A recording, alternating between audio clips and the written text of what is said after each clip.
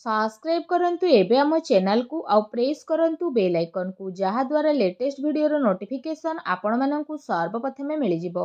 नमस्कार बंधुगण आपण माननकु आम यूट्यूब चैनल को स्वागत।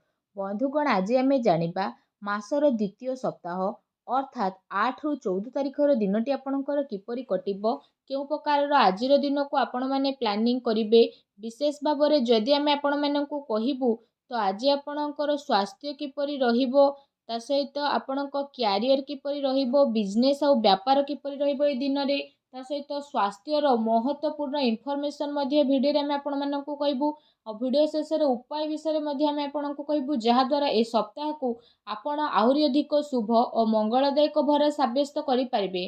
जदि आमे कहिबा संपूर्ण भाबरे आपण माननकु पूरा राशिफल विषय रे किंतु यह पूर्व चैनल नुआ आसथिले चैनल को सब्सक्राइब करंतु सांगर नोटिफिकेशन बेल को मध्य ऑन करंतु जहा द्वारा समय समय रे नुआ नुआ वीडियो रो नोटिफिकेशन आपनको सर्वप्रथम मिलिबो।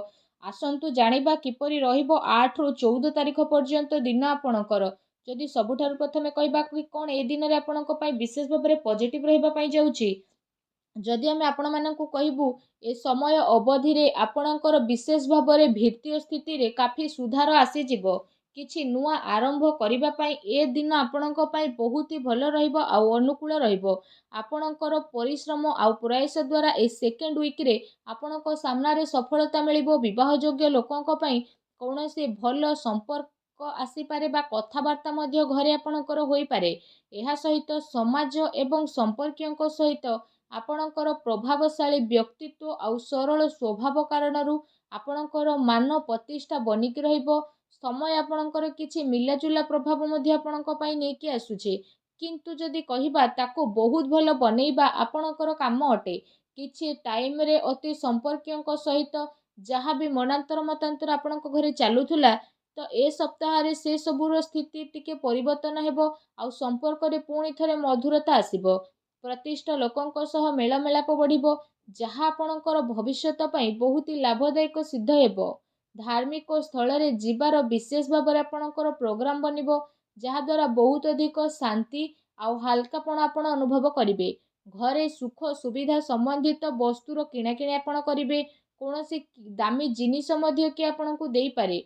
विद्यार्थी वर्गों को निजर चाकरी संबंधित कोनोसी क्षेत्र रे इंटरव्यू रे सफलता मिलिबार जोग बनुछि सेतिपाई पूरा परिश्रमर सहित आपण आपणक कार्य करंतु ता सहित आपण आपणकर सिद्धांत द्वारा कौनसी प्रकार समझौता ए सप्ताह रे करंतु नाही।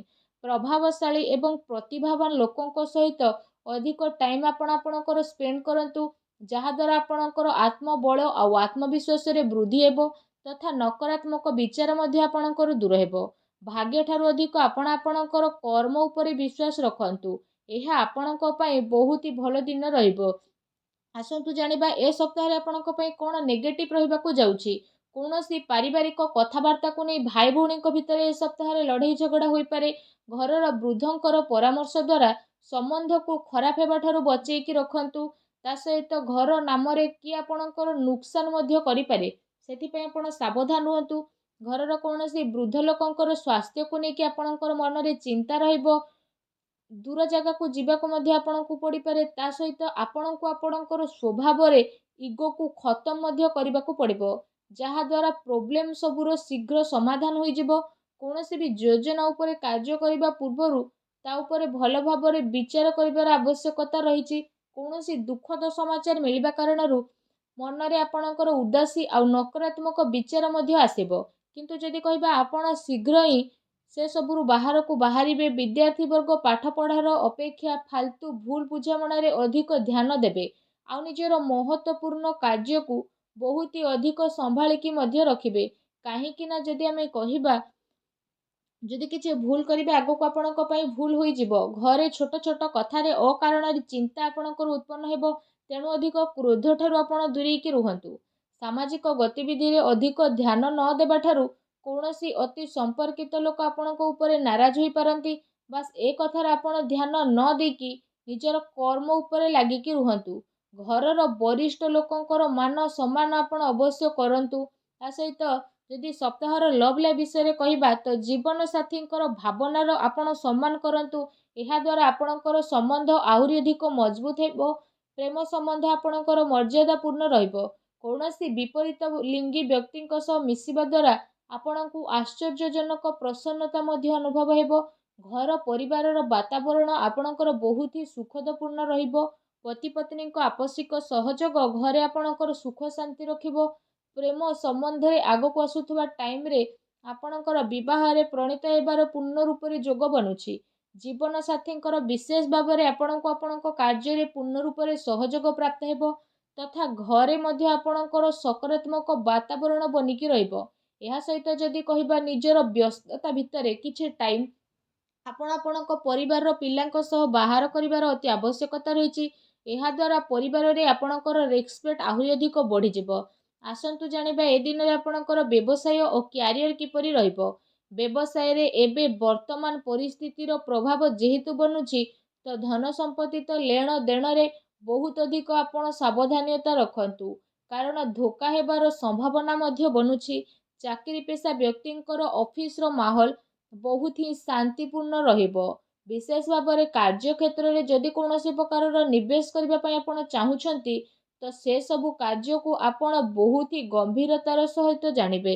ଏହାଦ୍ୱାରା ଆପଣଙ୍କୁ ବହୁତ ଭଲ ରେଜଲ୍ଟ ମଧ୍ୟ ପ୍ରାପ୍ତ ହେବ ଆଉ ଏହା ଆପଣଙ୍କ ପାଇଁ ବହୁତ ହି ଭଲ ରହିବ। ଚାକିରିରେ ନୂଆ ସମ୍ଭାବନା ମିଳିବାର ବହୁତ ଅଧିକ ଆଶା ରହିଛି। ଏହା ସହିତ କାର୍ଯ୍ୟକ୍ଷେତ୍ରରେ ଅନ୍ୟର ହସ୍ତକ୍ଷେପ ଦ୍ୱାରା କର୍ମଚାରୀଙ୍କ ଭିତରେ ମତାନ୍ତର ମନାନ୍ତର ହୋଇପାରେ। ସେଥିପାଇଁ ନିଜର ନିର୍ଣ୍ଣୟକୁ ପ୍ରାଥମିକତା ଦିଅନ୍ତୁ ତଥା ବ୍ୟବସାୟିକ ଗତିବିଧିରେ ନିଜର କଡ଼ା ନଜର ରଖନ୍ତୁ। ଏହା ସହ ଚାକିରି ପେଶା ବ୍ୟକ୍ତି ମଧ୍ୟ ଅଫିସରେ ପଲିଟିକ୍ସର ଶିକାର ମଧ୍ୟ ହୋଇପାରନ୍ତି, ତେଣୁ ଟିକେ ସାବଧାନ ରୁହନ୍ତୁ। ଏହା ସହିତ ଏ ଦିନରେ ଆପଣ କୌଣସି କାରଣରୁ କାର୍ଯ୍ୟ କ୍ଷେତ୍ରରେ ଅଧିକ ସମୟ ଦେଇପାରିବେ ନାହିଁ ତଥା ସହଯୋଗୀ ଏବଂ କର୍ମଚାରୀଙ୍କର ଆପଣଙ୍କୁ ଉଚିତ ସପୋର୍ଟ ମଧ୍ୟ ମିଳିବ। ଚାକିରି ପେଶା ବ୍ୟକ୍ତିବିଶେଷଙ୍କୁ ନିଜର ଉଚ୍ଚ ଅଧିକାରୀଙ୍କର ପୂର୍ଣ୍ଣ ରୂପରେ ସହଯୋଗ ମିଳିବ। ବ୍ୟବସାୟିକ କ୍ଷେତ୍ରରେ ଯଦି କହିବା ଆପଣଙ୍କର କାର୍ଯ୍ୟକ୍ଷମତାର ସଫଳତା ମିଳିବା କାରଣରୁ ବହୁତ ଅଧିକ ସଫଳତା ଆପଣ ପାଇ ମଧ୍ୟ ଯିବେ। ଏହାଦ୍ୱାରା ପ୍ରତ୍ୟେକ କାର୍ଯ୍ୟକୁ ଆପଣ ବହୁତ ହି ଗମ୍ଭୀରତାର ସହ ଆଗକୁ ନେବେ। ଚାକିରି ପେଶା ବ୍ୟକ୍ତିଙ୍କୁ ତାଙ୍କର କାର୍ଯ୍ୟକ୍ଷମତା ପାଇଁ ପ୍ରୋତ୍ସାହନର ପ୍ରାପ୍ତି ହେବ, ଯାହାଦ୍ୱାରା ଆପଣଙ୍କର ମନ ବହୁତ ହି ପ୍ରସନ୍ନ ରହିବ। ଆସନ୍ତୁ ଜାଣିବା ଏ ଦିନରେ ଆପଣଙ୍କର ସ୍ୱାସ୍ଥ୍ୟ କିପରି ରହିବ। ଯଦି କହିବା ଏ ଦିନରେ ଆପଣଙ୍କ ସ୍ୱାସ୍ଥ୍ୟ ବହୁତ ହି ଉତ୍ତମ ରହିବ ତଥା ଆପଣ ଊର୍ଜାରେ ମଧ୍ୟ ଭରପୁର ରହିବେ। ଏ ସପ୍ତାହରେ ଆପଣ ନିଜେ ନିଜକୁ ବହୁତ ଖୁସି ଭରା ଆଉ ଚିନ୍ତାମୁକ୍ତ ମଧ୍ୟ ଅନୁଭବ କରିବେ। ତା ସହିତ ଏ ସପ୍ତାହ ଆପଣଙ୍କ ସ୍ୱାସ୍ଥ୍ୟ ଦୃଷ୍ଟିରୁ ବହୁତ ହି ଭଲ ଟାଇମ୍ ରହିବାକୁ ଯାଉଛି। ଏହା ସହିତ ନିଜର ସ୍ୱାସ୍ଥ୍ୟକୁ ଆହୁରି ଅଧିକ ଭଲ କରିବା ପାଇଁ ଆପଣ ପ୍ରତ୍ୟେକ ଦିନ ଯୋଗ କରନ୍ତୁ, ବ୍ୟାୟାମ କରନ୍ତୁ, ସୁସ୍ଥ ରୁହନ୍ତୁ। ଆସନ୍ତୁ ଜାଣିବା ଏ ସପ୍ତାହରେ ଆପଣଙ୍କ ପାଇଁ କ'ଣ ବିଶେଷ ଉପାୟ ରହିଛି। ଯଦି କହିବା ସପ୍ତାହରେ ଆପଣ ପ୍ରତ୍ୟେକ ଦିନ ତୁଳସୀ ଚଉରା ପାଖରେ ସନ୍ଧ୍ୟା ସମୟରେ ଘିଅର ଦୀପ ଲଗାନ୍ତୁ। ତା ସହିତ ପକ୍ଷୀମାନଙ୍କୁ ଘରର ଛାତ ଉପରେ ଦାନା ଖାଇବାକୁ ଦିଅନ୍ତୁ, ଗାଈକୁ ସବୁଜ ଘାସ ଖାଇବାକୁ ଦିଅନ୍ତୁ। ଏହାଦ୍ୱାରା ଘରର ସମସ୍ତ ନକାରାତ୍ମକ ଶକ୍ତିର ବିନାଶ ହୋଇଯିବ ଆଉ ଆପଣଙ୍କୁ ଶୁଭ ଫଳ ପ୍ରାପ୍ତି ହେବ। ଭିଡ଼ିଓଟି କେମିତି ଲାଗିଲା କମେଣ୍ଟ କରିକି ଜଣାନ୍ତୁ। ଆଉ ଯଦି ଚ୍ୟାନେଲରେ ନୂଆ କରି ଆସିଛନ୍ତି ଚ୍ୟାନେଲକୁ ସବସ୍କ୍ରାଇବ୍ ମଧ୍ୟ କରନ୍ତୁ। ଧନ୍ୟବାଦ।